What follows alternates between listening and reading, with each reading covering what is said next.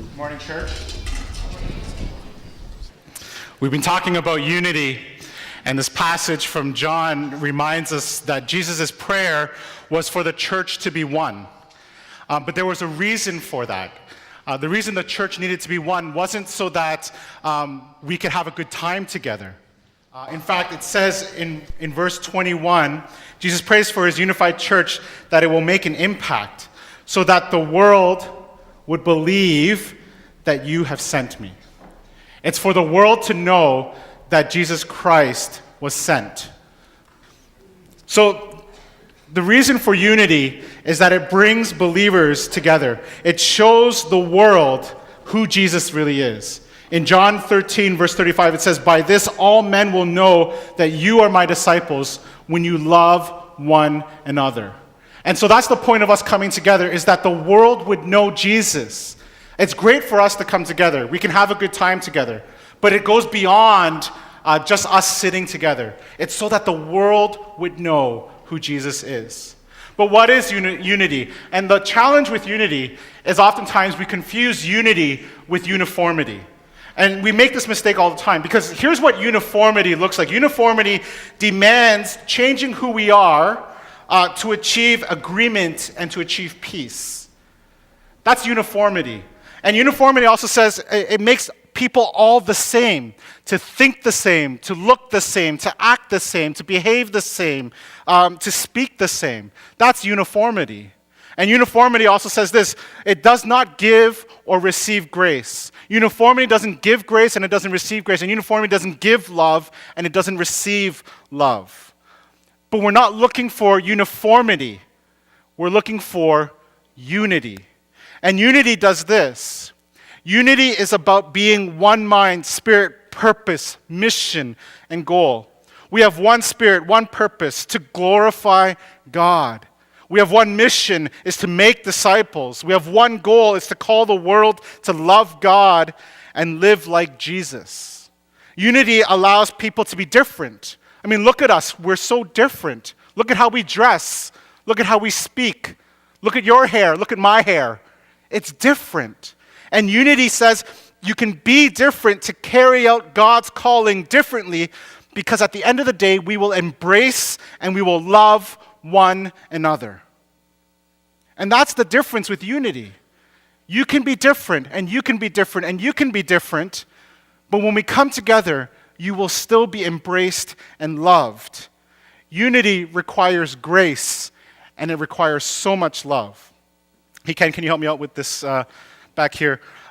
So we have 4 congregations, right? English, Mandarin, and Cantonese, and children.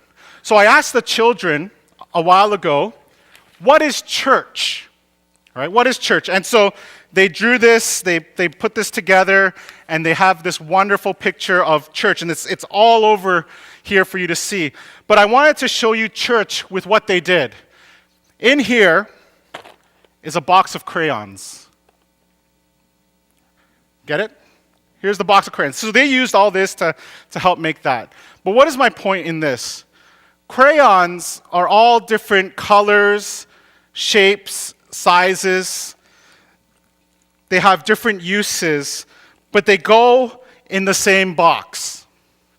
They all come back into this same box. But you know what? Some of them are broken. Some of them are new.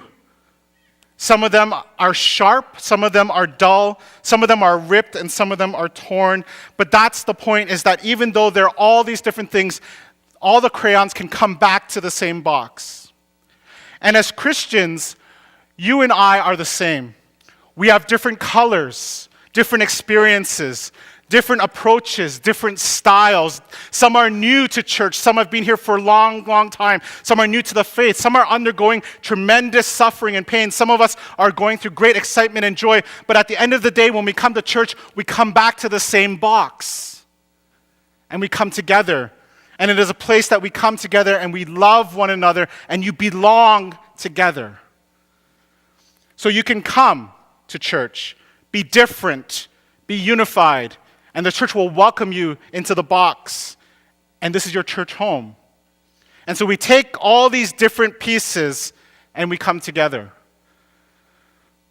But the church is more than that. Now, someone help me. Am I on the same slide as I should be? Yeah? Okay. I lost my spot. I got excited.